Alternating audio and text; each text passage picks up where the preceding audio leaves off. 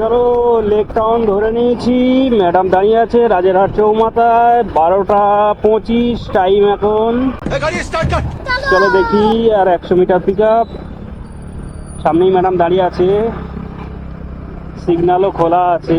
তো কোনখানটায় আছি ম্যাডাম দেখছি, ওইখানটায় মনে হচ্ছে।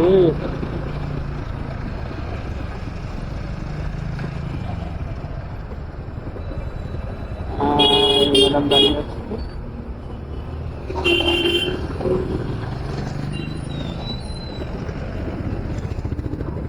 ম্যাডাম ওটিপিটা বলুন।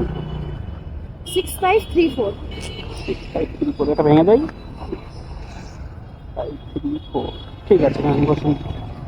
ম্যাডামকে পিক আপ করে নিয়ে চলে যাচ্ছিলাম লেক টাউনের উদ্দেশ্যে। তো এই দেখো বাগুইআটির উপরে ফ্লাইওভারে শুধু আমি আর একটা অ্যাম্বুলেন্স, আর রাস্তায় কেউ নেই, পুরো ফাঁকা। কালকে মার্কেট ফাঁকা ছিল। তারপরে ওখানে গিয়ে একটা পার্সেল ধরে নিয়েছিলাম ইনড্রাইভ থেকে।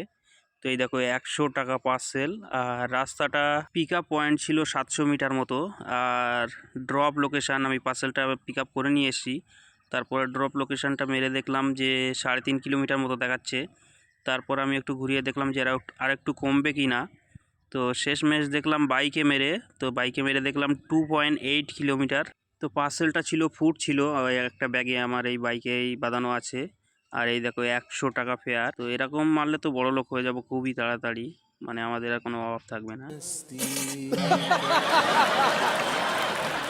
তারপর বাড়ি আসতে আসতে দেখলাম মাথার উপর দিয়ে প্লেন চলে গেল। তো আমরা তো এতে প্লেনে কোনোদিন চাপিনি। প্লেন কি আমরা জীবনে চাপতে পারবো? কমেন্ট করে জানাবেন।